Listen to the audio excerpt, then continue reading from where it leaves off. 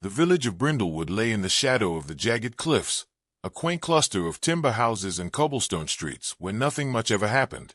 That is, until the day the ground trembled, not from an earthquake, not from miners digging tunnels, but from the arrival of Ryza, the legendary dragon whose name alone made villages shiver.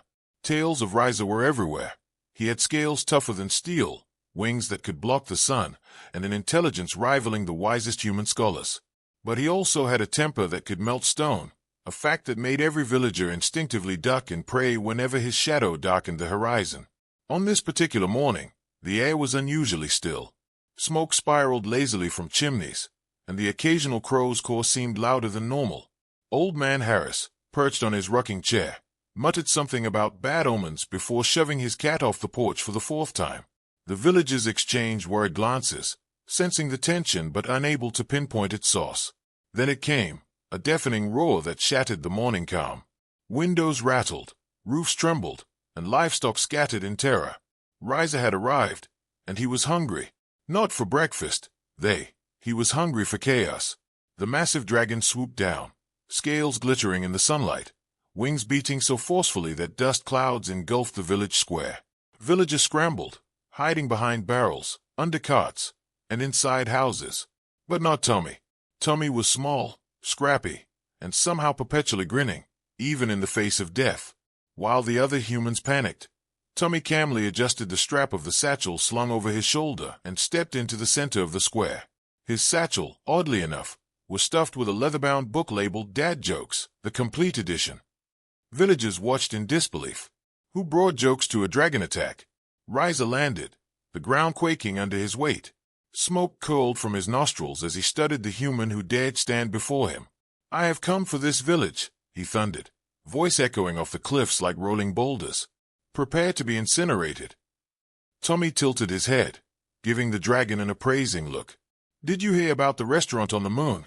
he asked casually, opening the book and flipping to a marked page. The dragon paused, uncertain whether to be annoyed or confused. "No," he rumbled, curiosity momentarily winning over fury. "Great food," Tommy said, "but no atmosphere." For a moment, there was silence. Then Ryza's jaw twitched. Smoke puffed from his nostrils, not fire. One of his claws twitched. Villagers peeked from hiding, mouths agape. This tiny human wasn't cowering. He wasn't running. He was telling jokes. And Weiss, the dragon, looked confused. Tommy stepped closer, flipping to the next page. Why did the scarecrow win an award? The dragon blinked, hesitant. "I do not know." "Why?" "Because he was outstanding in his field."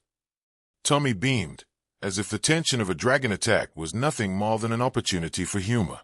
Ryza flinched and muttered something in Draconic that sounded suspiciously like, "What is this sorcery?"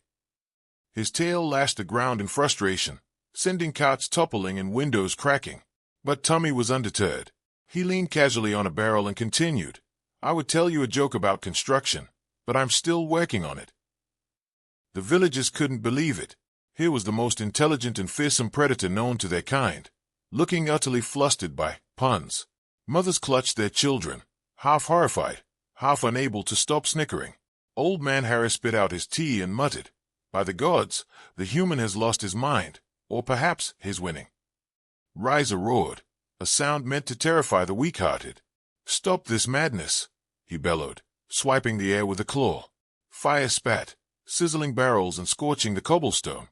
Yet Tommy dodged with unnerving calm, as if he were playing a casual game of tag rather than facing certain death. Why did the dragon refuse to eat the human? Tommy asked, voice cheerful. Because he wanted to burn calories instead. This time, the dragon's wings shuddered involuntarily. A nervous cough escaped him, releasing a small puff of harmless smoke. His pride was wounded in ways fire couldn't fix. Villagers watched, jaws dropped, as the small human continued to assault the mighty Ryza, not with swords or arrows, but with humor. Ryza flapped his wings, trying to regain composure. "Enough," he thundered. "You think your petty tricks, these jokes, can harm me. I am Ryza. I breathe fire. I destroy villages." Tommy grinned wider. "Yep, and yet here we are, and you're flustered. Humans have a funny way of being dangerous." The dragon tilted his massive head, genuinely perplexed. For the first time in decades, Ryza faced an opponent who didn't fear him, who didn't run, who wasn't even slightly impressed by the sight of his massive claws or sharp teeth. And that was terrifying. As Tommy cracked open the book for the next round, the villagers began to realize a truth that would echo through Brindlewood for generations. In this battle, brains, and a really bad sense of humor, might just triumph over brawn and fire. The dragon had arrived to conquer, but what he didn't expect was a human armed with puns. And for the first time, Ryza wondered if maybe, just maybe, this would be his most challenging fight yet. The square was a mess. Barrels had rolled, market stalls were toppled, and a fine layer of ash dusted everything like snow. Smoke drifted from scorch marks where Ryza's fire had sizzled the cobblestones, but somehow, amid the chaos, Tommy stood unscathed, a grin plastered across his face as though he was strolling through a park. Ryza loomed over him, immense wings stretching skyward, blotting out the sun. The dragon's scales shimmered with a terrifying brilliance, each one like polished armor, and his claws scraped the stone with a sound that made even the bravest villager flinch. Smoke curled from his nostrils, and his amber eyes burned with fury. "You dare mock me with words?" Ryza growled. "I am Ryza, terror of the skies, the nightmare of kingdoms, the destroyer of men. And you, tiny human, you stand here telling jokes." Tommy shrugged casually, flipping the leather-bound book open with one hand while keeping the other in his pocket. "Yep, that's me. Human. Small, but surprisingly irritating, right?" He paused for dramatic effect. "Anyway, did you hear about the guy who invented lifesavers?" Ryza's claw hovered mid-air, unsure whether to swipe or step back. "I do not understand," he said, confusion making his massive voice crack slightly. "He made a mint," Tommy said brightly, and then, as if sensing the dragon's twitching jaw, he added, "Get it? Mint. Lifesavers." For a second, there was silence, then a twitch, a snort. Smoke curled from Ryza's nostrils, not fire, just smoke, as if he were trying to laugh but couldn't quite manage it. Villagers peeked from behind overturned carts, unsure if they were witnessing a miracle or a death sentence. But Tommy wasn't finished. He stepped forward, voice rising as though narrating a story for an audience. "Why did the dragon sit on a marshmallow?" Ryza tilted his head, a gesture both curious and threatening. "Tell me," he demanded, claws scraping the ground. "Because he didn't want to be a sticky situation," Tommy said, gesturing as if the punchline were the most important thing in the world. Something inside Ryza snapped, not in a firestorm way, but in a confused, slightly humiliated, tail-twitching way. He flapped his massive wings in frustration, stirring up clouds of dust, but Tommy merely sidestepped with a fluid motion that betrayed more confidence than sense. Then it happened, the first strike. Not from Ryza, but from Tommy's humor. "You know," Tommy said, casually climbing atop a toppled barrel to gain a better vantage point, "dragons are terrible at math. How do you make 7 even?" He paused. The dragon's eyes narrowed, clearly annoyed that the human had paused for effect. "Take the S out." Ryza froze mid-roar, mouth agape. Smoke puffed from his nostrils in uneven bursts. He beat his wings once, twice, thrashing a nearby cart into splinters. Yet still, no flames. The villagers peeked around corners, whispering in disbelief. This human, this ridiculous little human, was actually fighting back. And he wasn't using swords, or magic, or even clever traps. He was using jokes. "Impressive, human," Ryza growled, voice trembling with frustration. "But your tricks will not save you. I will." "Stop right there," Tommy interrupted, pointing a finger dramatically. "Why don't dragons like fast food?" Ryza hesitated. A flash of irritation crossed his massive face. "I do not care for your riddles," he bellowed, "because they can't catch it." Tommy said brightly. It was the final straw. Ryza's jaw twitched, wings beating violently, creating gusts that knocked over carts and sent laundry flying. He snapped, claws swiping at the human, but every attack was met with a counterpunch of humor. Tommy leapt aside, flipping a page. "What's a dragon's favorite day?" Silence. Ryza roared. "Friday." Tommy shouted, and the villagers could hardly believe their ears. A massive dragon, legendary for centuries, shrunk back, flapping his wings in frustrated fury as if the words themselves were fire. The air crackled, not with flame, but with laughter. A strange phenomenon occurred. Villagers, despite the danger, began giggling. A mother clutched her apron, trying not to laugh as a toddler mimicked Tommy's gestures. Even Old Man Harris, who had seen Riza burn 3 neighboring villages in his youth, coughed out a chuckle behind his hands. Riza bellowed again, voice shaking, smoke streaming from his nostrils. Enough. I will incinerate you, both human and village. Tommy tilted his head, pretending to consider it. You know, he said slowly, flipping another page, I'm starting to think dragons aren't very good at comedy. That was it. That tiny, seemingly innocuous sentence broke something inside Riza. He let out a roar, more of frustration than power, and launched himself into the sky, but not to attack. He hovered, tail lashing and wings beating furiously, clearly trying to understand why he felt so off balance. Tommy raised a hand in mock salute. See, humans are dangerous in unexpected ways. Below, the villagers whispered among themselves. For the first time, they realized something remarkable. This human, small and unassuming, had faced the most fearsome predator of the skies, and had survived, not by strength, not by weapons, but by wit. And Weiss, the dragon, seemed rattled, genuinely rattled, by puns. Riza, the mighty terror of the skies, had underestimated humans. And that, Tommy thought with a grin, would be his advantage in the battles to come. By mid-morning, Brindlewood looked like it had been through a storm. Scorched barrels, shattered carts, and a few singed rooftops painted a chaotic picture. But amidst the debris, Tommy stood upright, still clutching his trusty dad joke book. He dusted off his coat and scanned the sky. Riza hovered above, massive wings slicing the clouds, amber eyes glaring down with equal parts fury and confusion. The villagers peeked from hiding spots, whispering in awe. He's still alive, one muttered. And the dragon isn't burning him. Tommy grinned. Told Y.A. Humans are dangerous, he said, opening his book with flair. And apparently, humor is even deadlier. Riza flapped closer, claws scraping the cobblestones and sending tremors through the village square. Human, he thundered. You dare continue this farce? I am Riza. I breathe fire. I crush villages. Yeah, Tommy interrupted. I get it. You're big, scary, and angry. But have you ever considered a pun war? The dragon froze mid-roar. Pun war, he echoed, a growl turning into something that sounded suspiciously like curiosity. Exactly, Tommy said, hopping onto a toppled cart for dramatic effect. We'll see who's truly clever, dragon or human. Riza hesitated. His pride hated the idea. No creature had ever challenged his intelligence in centuries. And yet, here was a human daring him to a battle of wits. He swished his tail, sending debris flying. But ultimately, he relented. Fine, he said, smoke curling from his nostrils. I accept your challenge. Speak your best, if you dare. Tommy smiled and flipped a page. Why don't dragons like fast food? Riza growled, ready to counter. But Tommy continued without pause. Because they can't catch it. The dragon's wings twitched involuntarily.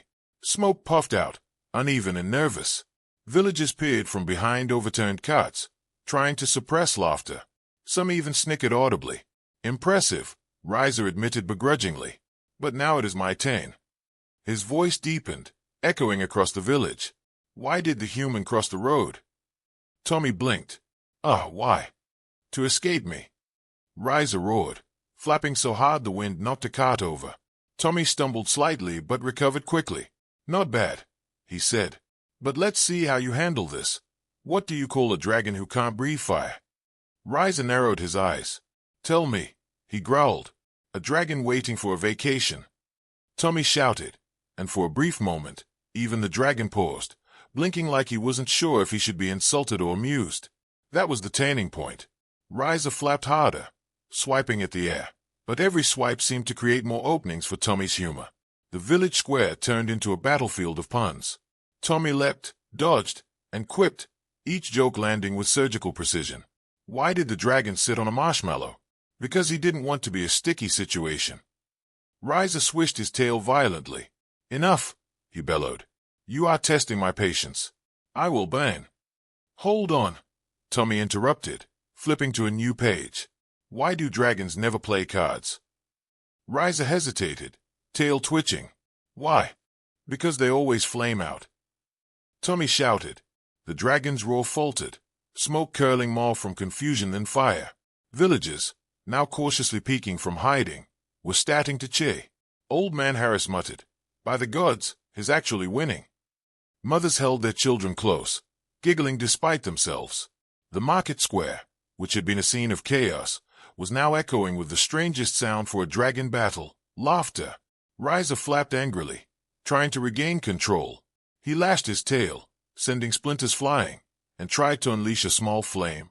But every attack was countered by Tommy's humor. "What do you call a dragon who tells jokes?" Tommy asked, eyes twinkling.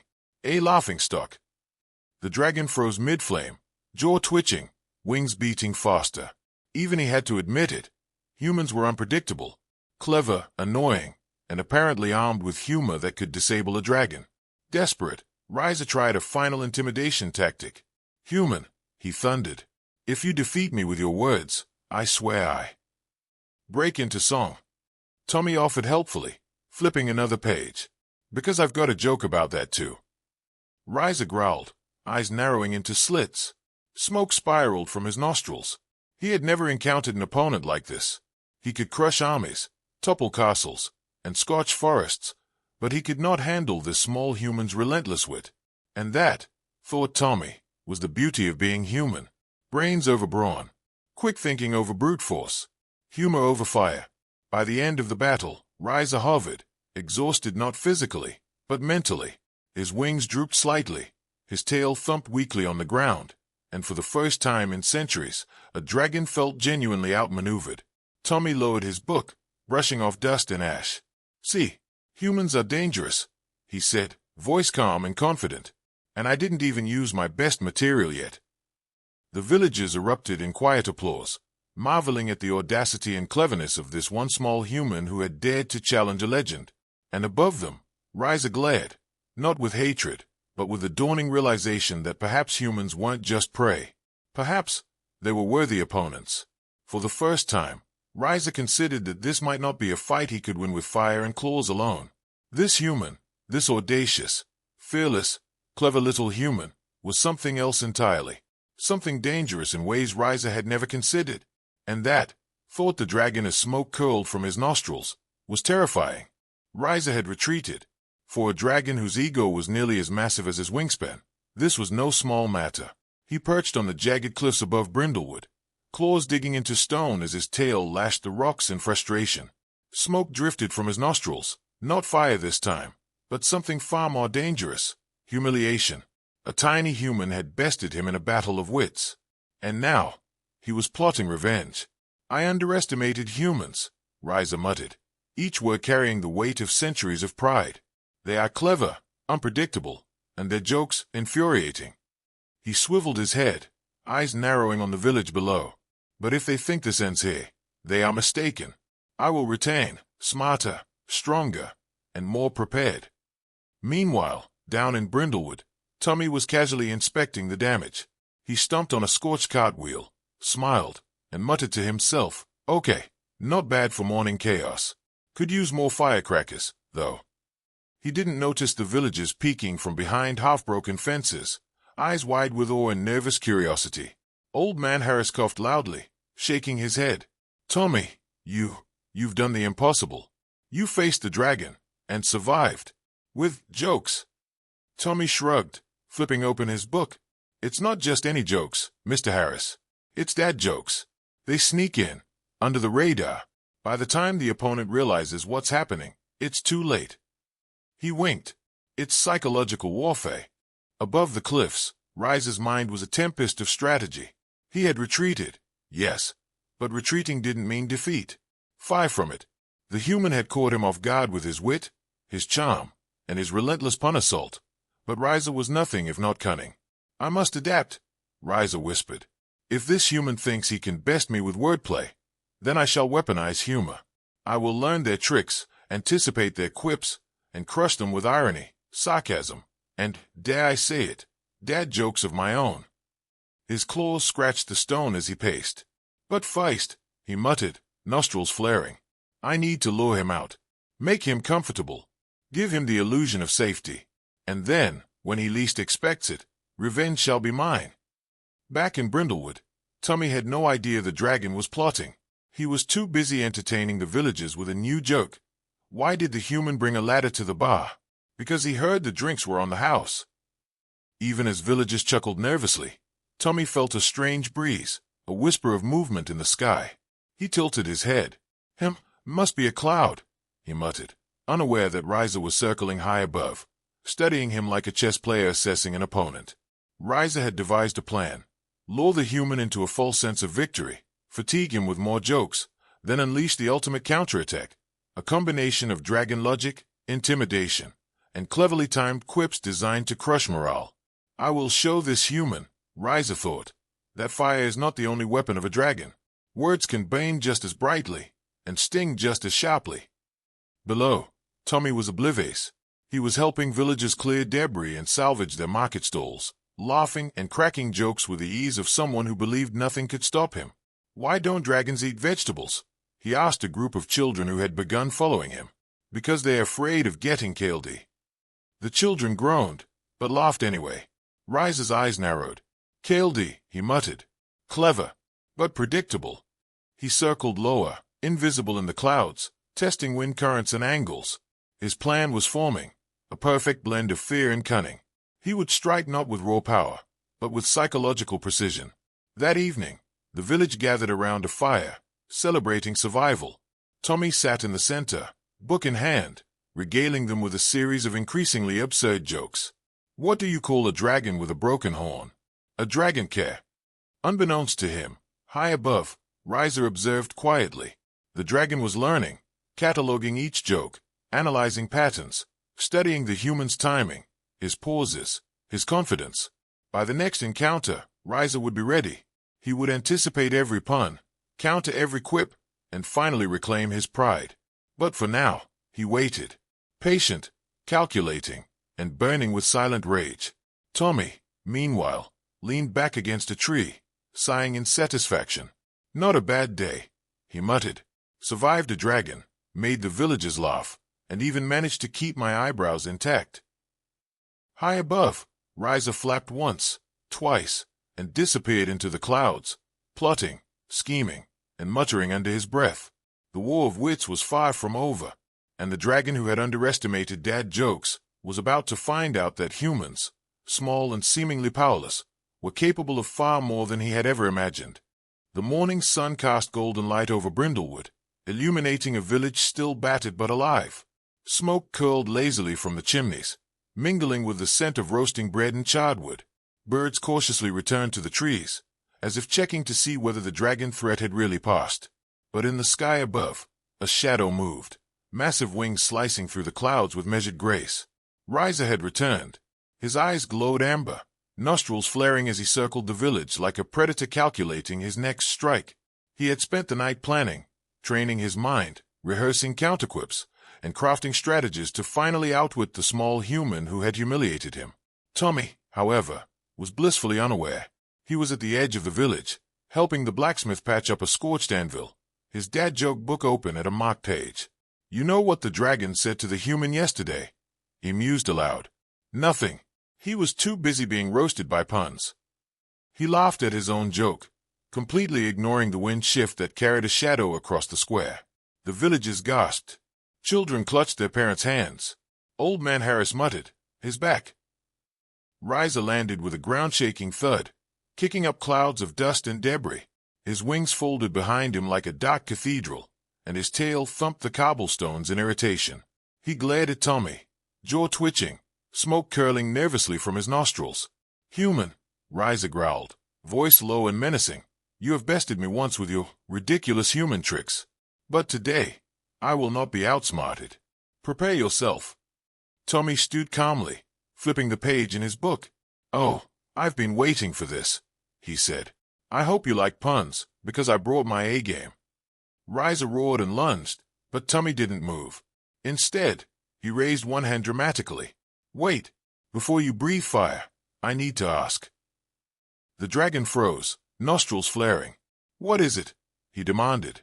Why don't dragons like fast food? Rise's eyes narrowed, tail lashing violently. Enough, he bellowed. Because they can't catch it. Tommy shouted, stepping aside as the dragon's tail smashed the ground where he had been standing. Smoke puffed from Rise's nostrils, part anger, part confusion. The villagers, hiding behind carts and stalls, began to giggle. Some couldn't help themselves, erupting into laughter at the absurdity of it all. Rise flapped his wings, trying to restore his fearsome image, but every motion seemed to feed Tommy's confidence. "All right, big guy," Tommy said, flipping to a new page. "Why did the dragon sit on a marshmallow?" Rise growled, tail twitching. "Tell me." "Because he didn't want to be a sticky situation." Tommy shouted. The dragon froze, jaw dropping slightly. Smoke spiraled from his nostrils, curling in hesitant rings. He had prepared for a counterattack, a mental trap, a pun so devastating it would end the human's morale. But the human simply laughed, relaxed, and kept coming. And then it happened. Tommy, seeing an opening, leapt atop a nearby cat, holding his book aloft. "What do you call a dragon who tells jokes?" he asked. Rise blinked, unease creeping into his massive features. I do not know. Tell me." "A laughingstock," Tommy shouted. Rise staggered back, wings flaring uncontrollably, smoke puffing erratically from his nostrils. He growled, but it was different now. Less intimidation, more exhaustion. He had never encountered a human who could withstand his presence, anticipate his thoughts, and assault him with relentless humor. Finally, after what felt like hours, but was really only minutes, Rise collapsed onto his haunches, wings drooping. His pride was battered, his ego singed, and his mental defenses shattered. He glared at Tommy, who dusted himself off and smiled innocently. "All right," the dragon growled, voice low and begrudging. "I concede. Humans are dangerous, especially ones armed with puns and dad jokes." Tommy tilted his head. "So, we're friends now?" he asked cautiously. Rise paused, thinking. "I am not your friend," he said, "but I will tolerate your presence. For now." Tommy grinned. "Fair enough. But weekly joke sessions, or the next time you're back, I bring the terrible puns." The villagers emerged from hiding, cheering softly. They approached the dragon cautiously, realizing that Brindlewood had survived not by swords, not by magic, but by the ingenuity and humor of a single human. Old Man Harris shook his head in disbelief. "By the gods, you've done the impossible." Tommy shrugged. "It's all in the timing. And the delivery." He winked. Rise flapped his wings once, creating a gust that scattered the villagers' hair and hats. "This is not over," he warned. "I will return, better prepared. But humans, you are indeed formidable." Tommy laughed. "See, told YA, we humans are dangerous." The dragon gave a low, reluctant rumble and lifted off into the sky, disappearing into the clouds. The villagers cheered, though a few muttered nervously about the dragon's reluctant respect. That night, the village gathered around fires, retelling the story of the tiny human who had faced a legendary dragon and survived. Tommy leaned back against a tree, book in hand, and chuckled. "Not bad for a day's work," he said. "Saved the village, humiliated a dragon, and had a laugh doing it. Classic." From somewhere in the distant mountains, Rise watched. Smoke drifted lazily from his nostrils. He had lost today, but he had learned something invaluable. Humans were unpredictable, clever, and, most dangerously, armed with humor. And so, a peculiar peace settled over Brindlewood. Not a peace of surrender, but a peace born from mutual understanding. Rise would return one day, no doubt, but the humans had proven that brains, courage, and a really bad sense of humor could be a weapon mightier than fire. And Tommy? Well, Tommy went to bed that night with a grin, dreaming of puns, jokes, and the next time a dragon might try to mess with his village. After all, humans were dangerous, especially when armed with dad jokes.